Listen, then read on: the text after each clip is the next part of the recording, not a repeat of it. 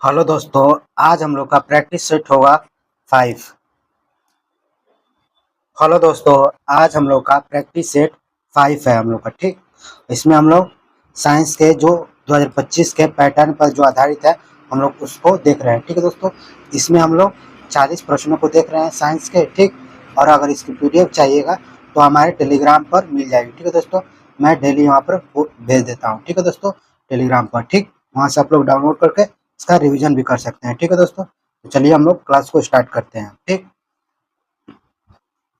तो हम लोग का पहला क्वेश्चन है, पदार्थ के कण निरंतर गतिमान रहते हैं क्योंकि उनमें होती है। तो पदार्थ के कण गतिमान रहते हैं क्योंकि उनमें क्या होती है। आंसर क्या हो जाएगा हम लोग का? आंसर हो जाएगा बी, यानी कि दूसरा, यानी कि गतिज ऊर्जा।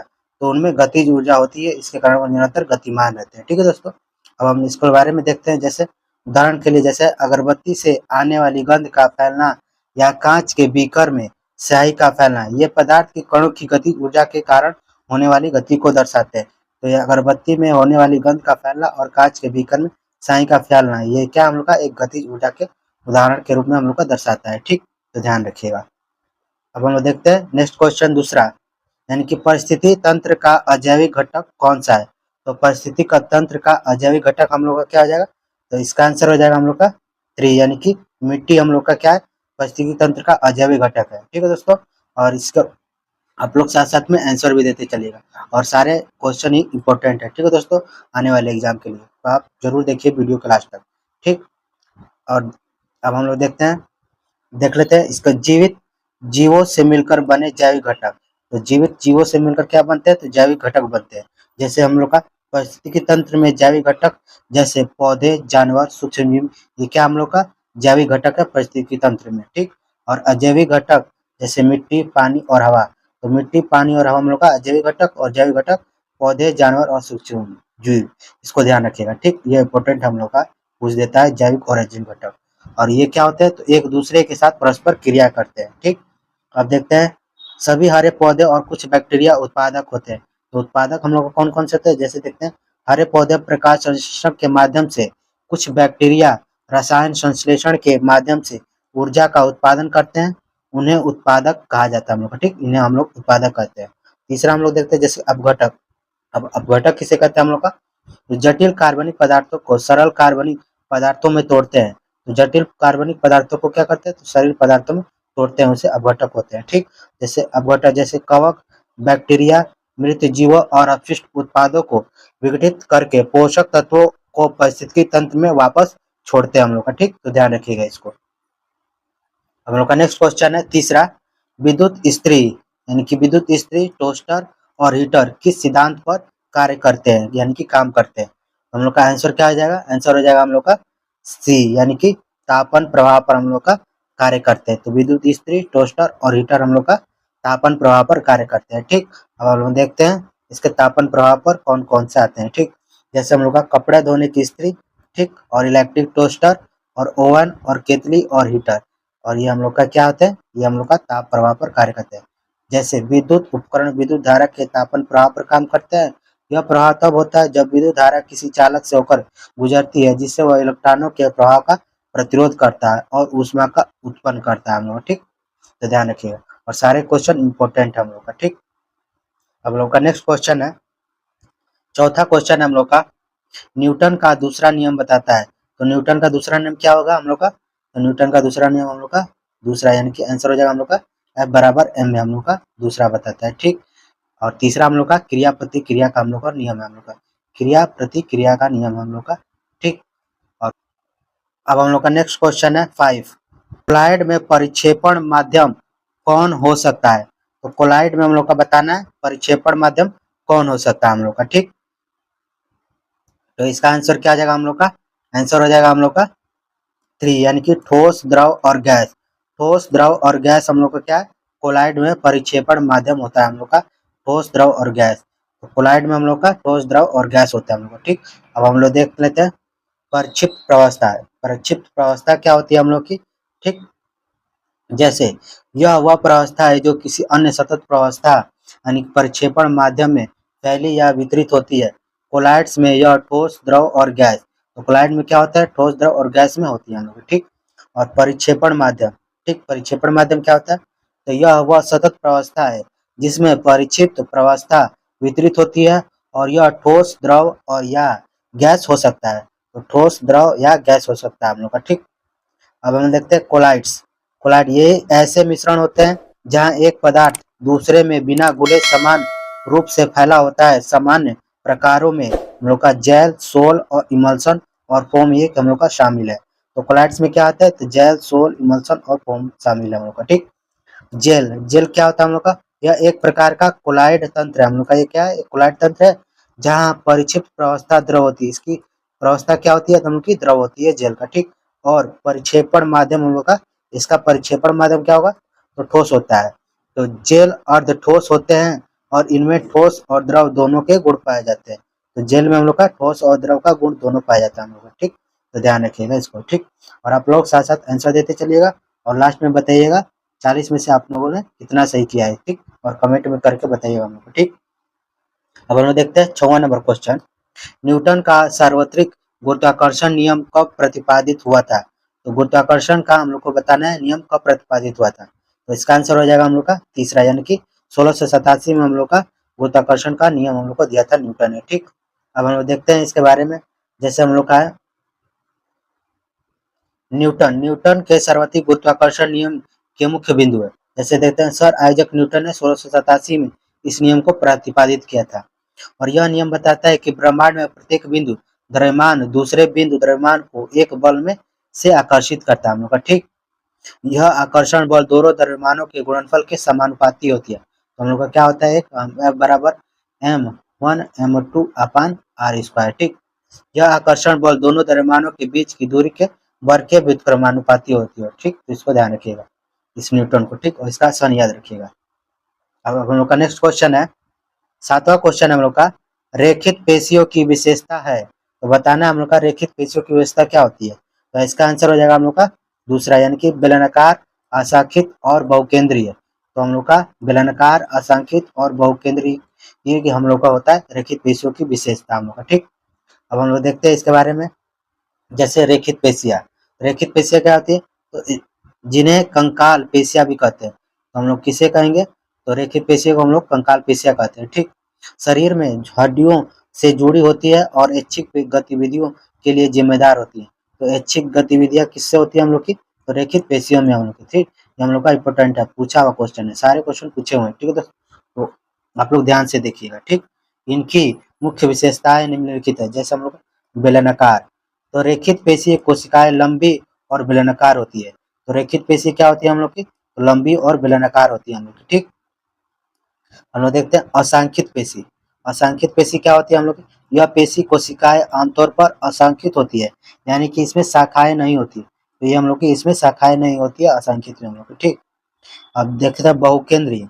इसमें प्रत्येक प्रत्येक रेखित पेशी कोशिका में कई केंद्रक होते हैं जो कोशिका के परिधि पर स्थित होते हैं। यह विशेषता उन्हें अन्य प्रकार की पेशियों से अलग करती है हम लोग। ठीक, अब हम लोग देखते हैं नेक्स्ट क्वेश्चन। नेक्स्ट क्वेश्चन है 8 नंबर क्वेश्चन है हम लोग का, कौन सी धातु ठंडे जल पानी के साथ अभिक्रिया नहीं करता है। तो हम लोग को बताना है इसमें से ठंडे पानी के साथ अभिक्रिया नहीं करता है कौन। तो इसका आंसर क्या आ जाएगा हम लोग का? आंसर हो जाएगा चौथा, यानी कि एल्यूमिनियम, फेरस और जिंक। तो ये हम लोग का पानी से अभिक्रिया नहीं करता है हम लोग का। ठीक, अब हम लोग देखते हैं आगे इसका हल देखते हैं। जैसे हम लोग का है सोडियम और पोटेशियम। सोडियम और पोटेशियम देखते हैं हम लोग, ये अत्यधिक अभिक्रियाशील धातु है और ठंडे पानी के साथ तीव्रता से अभिक्रिया करती है। तो ठंडे पानी से अभिक्रिया कौन करती है? तो सोडियम और पोटेशियम, जिससे हाइड्रोजन गैस और धातु हाइड्रोक्साइड उत्पन्न होते हैं हम लोग। ठीक, कैल्शियम, यह भी ठंडे पानी के साथ अभिक्रिया करता है, लेकिन सोडियम और पोटेशियम की तुलना में क्या होती है? इसकी धीमी होती है। अब एल्यूमिनियम, फेरस और जिंक, ये धातुएं ठंडे और गर्म पानी के साथ अभिक्रिया नहीं करती है। एल्यूमिनियम हवा के संपर्क में आने पर एल्यूमिनियम ऑक्साइड की एक सुरक्षात्मक परत बनाता है, जो इसे आगे की अभिक्रिया से बचाता है हम लोग का। ठीक, तो इसको ध्यान रखिएगा। अब हम लोग का नेक्स्ट क्वेश्चन है 9वां नंबर क्वेश्चन हम लोग का, मनुष्य को आधा डीएनए किससे मिलता है। तो मनुष्य को आधा डीएनए किससे मिलता है? तो इसका आंसर हो जाएगा हम लोग का तीसरा, यानी कि माता और पिता दोनों से हम लोग का मिलता है। मनुष्य का आधा डीएनए हम लोग का माता पिता के दोनों से मिलता है। ठीक, अब देख लेते हैं हम लोग। जैसे किसी जीव के लक्षण मात्र और पिता दोनों डीएनए से प्रभावित होते हैं। मनुष्य को अपना आधा डीएनए अपनी माँ से और आधा अपने पिता से विरासत में मिलता है, ठीक। और ये गुणसूत्रों पर पाए जाने वाले जीन के माध्यम से एक पीढ़ी से दूसरी पीढ़ी तक पहुंचते हैं हम लोग का, ठीक। अब हम लोग का नेक्स्ट क्वेश्चन है, क्वेश्चन नंबर 10 है हम लोग का। कार्बन श्रृंखला में समान क्रियात्मक समूह से बनने वाली श्रृंखला कहलाती है। तो कार्बन जो श्रृंखला है उसका समान क्रियात्मक समूह से बनने वाली श्रृंखला क्या कहलाएगी हम लोग की? तो आंसर हो जाएगा हम लोग का आंसर 4, यानी कि समजातीय श्रेणी कहलाएगी हम लोग की, ठीक। अब हम लोग देखते हैं इसके बारे में। जैसे श्रृंखलन, श्रृंखलन क्या होता है? यह कार्बन परमाणुओं की एक दूसरे से जुड़कर लंबी श्रृंखलाएं, शाखाएं या वलय बनाने की अद्वितीय क्षमता होती है, यानी कि श्रृंखला में। और समावयवी क्या होते हैं हम लोग के? ये ऐसे यौगिक होते हैं जिनका आणविक सूत्र समान होता है, लेकिन संरचनात्मक सूत्र क्या होता है? इसका भिन्न होता है हम लोग का, ठीक, समावयवी में। और विसमजातीय, तो यह गलत शब्द है हम लोग का, इसका समजातीय श्रेणी में इसका कोई मतलब नहीं है, ठीक। अब हम लोग नेक्स्ट देखते हैं।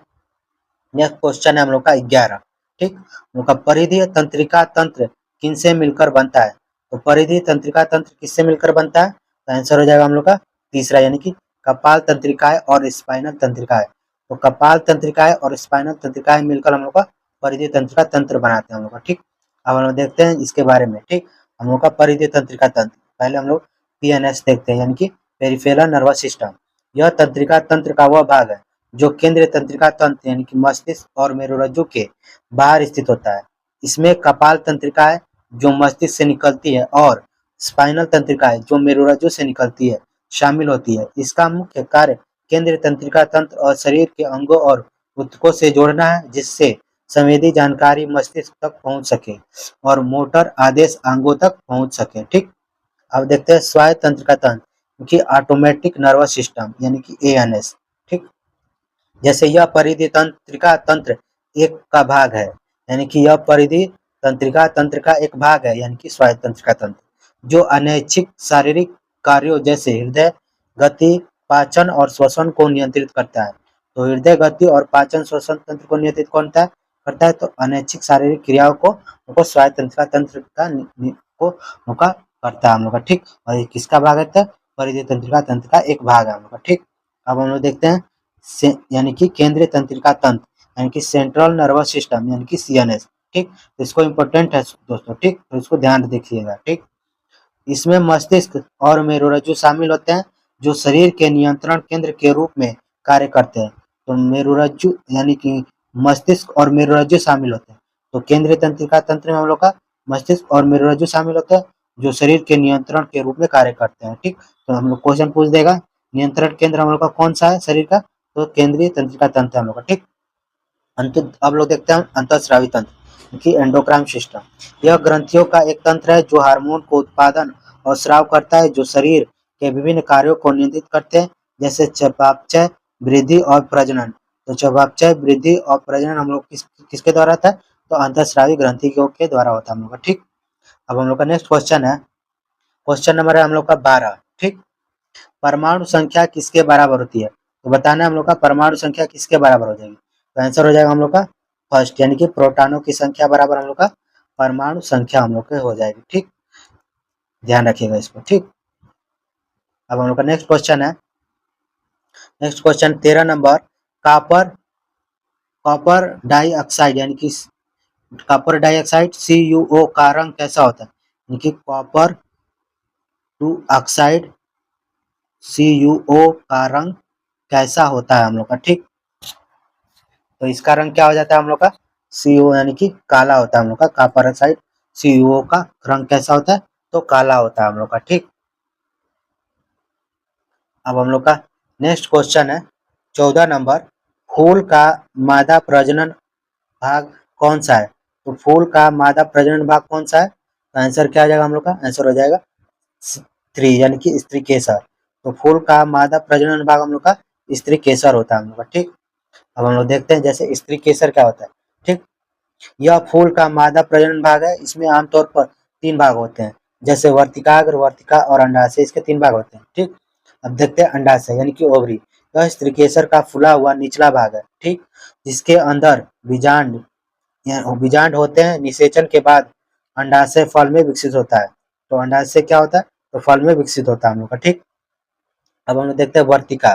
वर्तिका यानी स्टाइल, यह एक पतला डंठल जैसी संरचना है जो वर्तिकाग्र को अंडाशय से जोड़ती है। यह पराग नलिकाओं को वर्तिकाग्र से अंडाशय तक पहुंचने का मार्ग प्रदान करती है। ठीक, अब देखते हैं वर्तिकाग्र के बारे में यानी स्टिग्मा। ठीक दोस्तों, तो ध्यान रखते हुए चलिएगा। ठीक है दोस्तों, सारे क्वेश्चन हम लोग का इंपॉर्टेंट है। ठीक, आप लोग ध्यान से देखिए जरूर।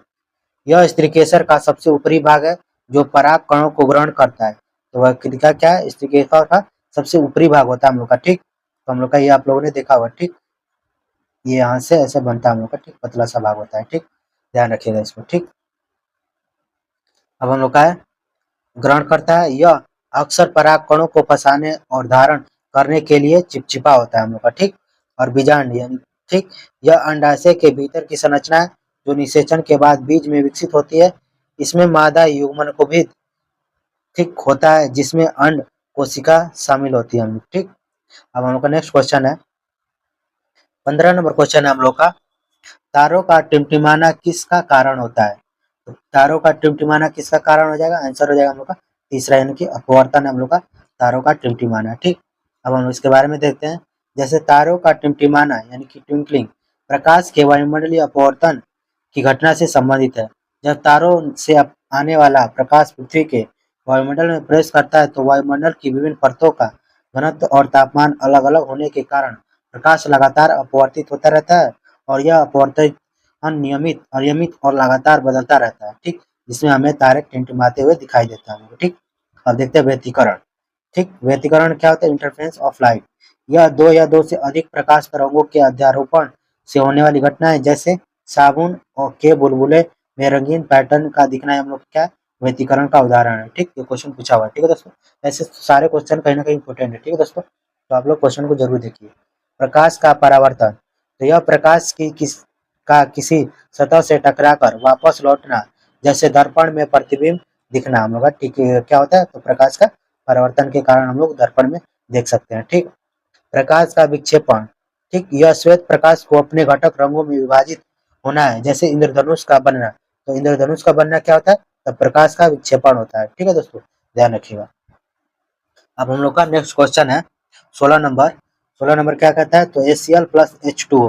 तो एसीएल प्लस H2O मिलकर क्या बनेगा हम लोग का, तो हम लोग का बनेगा H3O प्लस Cl माइनस हम लोग का। ठीक, तो इसको ध्यान रखिएगा, ये समीकरण ठीक पूछा हुआ है क्वेश्चन। ठीक, अब हम लोग का नेक्स्ट क्वेश्चन है, नेक्स्ट क्वेश्चन है हम लोग का 17 नंबर क्वेश्चन है, उत्तल दर्पण समांतर किरणों को कैसे परावर्तित करता है। तो उत्तल दर्पण हम लोग को समांतर किरणों को कैसे परावर्तित करेगा, तो आंसर हो जाएगा हम लोग का दूसरा यानी कि फोकस से अपसरित। तो फोकस से अपसरित करता है हम लोग का उत्तल दर्पण। ठीक, अब हम लोग का नेक्स्ट क्वेश्चन है 18 नंबर क्वेश्चन है। 18 नंबर है, विद्युत धारा के चुंबकीय प्रभाव का उपयोग नहीं करता है। तो विद्युत धारा का चुंबकीय प्रभाव का कौन उपयोग नहीं करता है, तो आंसर हो जाएगा हम लोग का फर्स्ट यानी कि चुंबकीय कंपास क्या हम लोग का विद्युत धारा के चुंबकीय प्रभाव पर प्रयोग नहीं करता हम लोग का। ठीक, विद्युत जनित्र मोटर और माइक्रोफोन हम लोग का चुंबकीय प्रभाव पर आधारित होता है हम लोग का। ठीक, अब हम लोग का देख लेते हैं जैसे विद्युत जनित्र।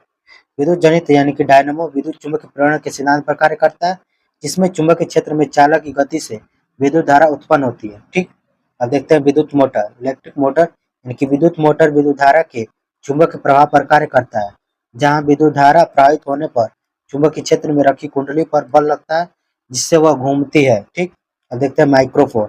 माइक्रोफोन ध्वनि तरंगों को विद्युत संकेतों में बदलने के लिए विद्युत चुंबकीय प्रेरण का सिद्धांत का उपयोग करता है। ठीक, जिसमें ध्वनि के कारण डायफ्राम की गति चुंबकीय क्षेत्र में परिवर्तन लाती है जिससे विद्युत धारा उत्पन्न होती है हम लोग। ठीक, तो हम लोगों ने इसका एग्जाम्पल का भी हल देख लिया। ठीक, अब हम लोग देखते हैं क्वेश्चन नंबर 19। ठीक, कोशिकाओं में एटीपी कहाँ बनता है, तो बताना हम लोग का कोशिकाओं में एटीपी कहाँ बनेगा।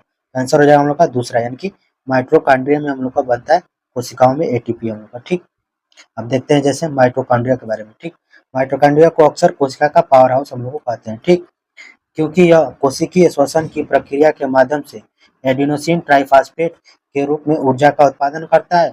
एटीपी कोशिकाओं के लिए ऊर्जा का मुख्य स्रोत है हम लोग का। ठीक, अब देखते हैं लाइसोसोम। ठीक, यह कोशिका के कचरा निपटान प्रणाली के रूप में कार्य करता है। कोशिका का कचरा रूप हम लोग का कचरा निपटान कौन करता है, लाइसोसोम। ठीक, यानी कि आत्महत्या थैली हम लोग इसी को कहते हैं, आत्महत्या थैली, हम लोग इसी को कहते हैं लाइसोसोम को, ठीक। अपशिष्ट पदार्थों को कोशिका के मलबे को तोड़ता है हम लोग, ठीक। क्लोरोप्लास्ट, यह पौधों की कोशिकाओं में पाए जाते हैं और प्रकाश संश्लेषण के लिए जिम्मेदार होते हैं, जो सूर्य के प्रकाश को ऊर्जा में परिवर्तित करते हैं, ठीक। अंतःप्रदेश जालिका यानी कि एंडोप्लाज्मिक रेटिकुलम, यह प्रोटीन संश्लेषण और लिपिड चयापचय में शामिल होता है। तो प्रोटीन संश्लेषण और लिपिड चयापचय में शामिल होता है अंतःप्रदेश जालिका हम लोग, ठीक। अब हम लोग का देखते हैं नेक्स्ट क्वेश्चन है हम लोग का 20 नंबर, ठीक। किसी पिंड की स्थिति या विन्यास के कारण जो ऊर्जा होती है उसे हम लोग क्या कहेंगे? तो आंसर क्या आ जाएगा हम लोग का? आंसर हो जाएगा दूसरा यानी कि स्थिति ऊर्जा हम लोग कहेंगे, ठीक। अब हम लोग का नेक्स्ट क्वेश्चन है, नेक्स्ट क्वेश्चन 21 नंबर क्वेश्चन है, बल एक राशि है। तो बल एक क्या है हम लोग का? तो हम लोग का आंसर हो जाएगा दूसरा यानी कि बल एक हम लोग का सदिश राशि है हम लोग का, ठीक। नेक्स्ट क्वेश्चन है हम लोग का 22 नंबर क्वेश्चन है, त्वरण की एसआई इकाई है। तो त्वरण की एसआई क्या हो जाएगा हम लोग की? आंसर हो जाएगा दूसरा यानी कि मीटर प्रति सेकंड स्क्वायर हम लोग की त्वरण की इकाई होती है, ठीक। अब हम लोग का नेक्स्ट क्वेश्चन है 23 नंबर क्वेश्चन हम लोग का, कौन सा कोलॉइड तंत्र जिसमें द्रव परिक्षिप्त प्रावस्था और ठोस परिक्षेपण माध्यम होता है? तो आंसर क्या हो जाएगा हम लोग का? आंसर हो जाएगा हम लोग का 4 यानी कि जेल।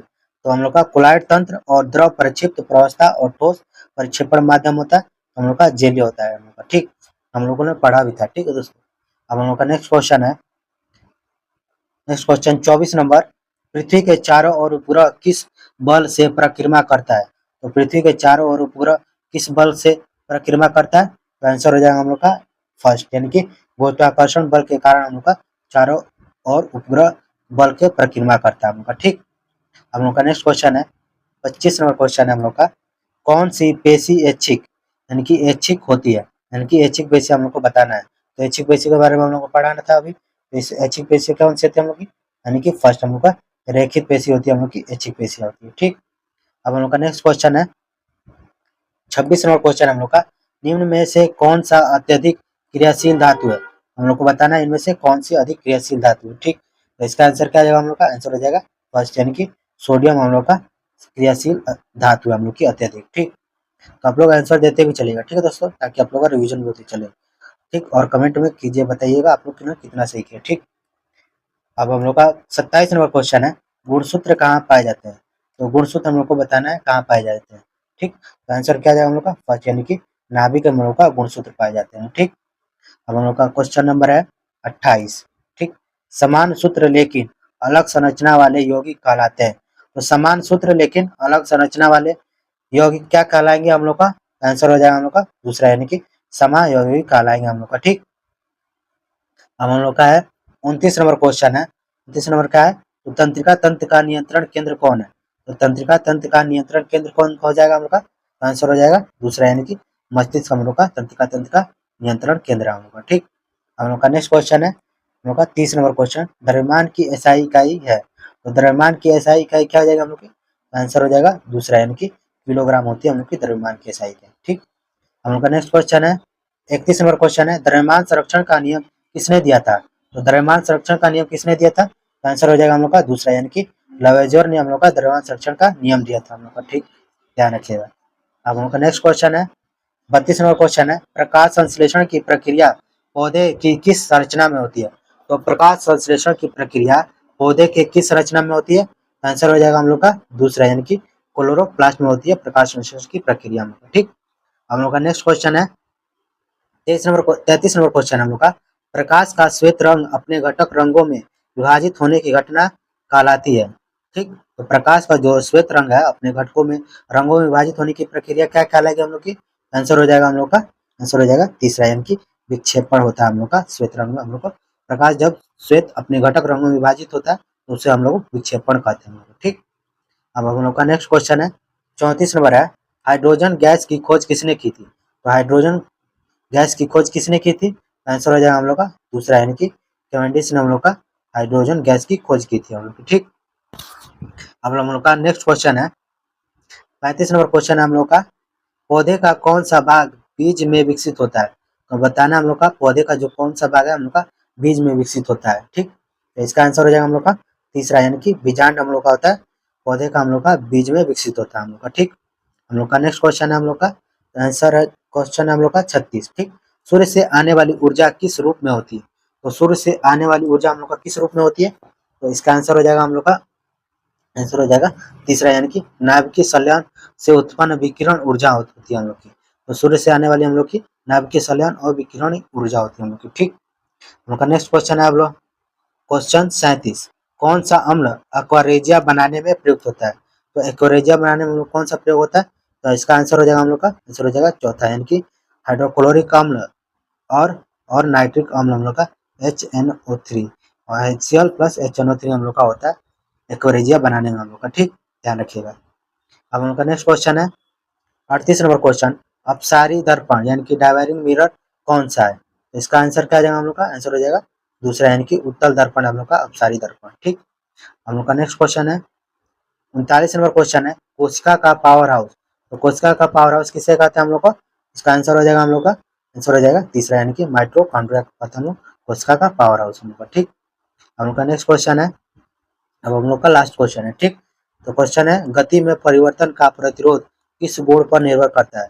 तो गति में परिवर्तन का प्रतिरोध किस गुण पर निर्भर करता है? तो इसका आंसर हो जाएगा हम लोग का दूसरा, यानी कि द्रव्यमान पर निर्भर करता है हम लोग का। ठीक, और आप लोग अब कमेंट कीजिएगा आप लोगों ने कितना किया है 40 में से। ठीक, सही। ठीक, और सारे क्वेश्चन बताइएगा कैसा हम लोग का, सारे क्वेश्चन सही है, इम्पोर्टेंट है। ठीक, आप लोग ध्यान से देखिएगा। ठीक, और इसकी अगर PDF चाहिएगा तो हमारे टेलीग्राम पर मिल जाएगा। ठीक, और हम लोग का ये लोगो दिखाई देगा, वहाँ से आप लोग डाउनलोड कर सकते हैं। ठीक, तो मिलते हैं नेक्स्ट प्रैक्टिस सेट में। ठीक है दोस्तों, थैंक यू दोस्तों।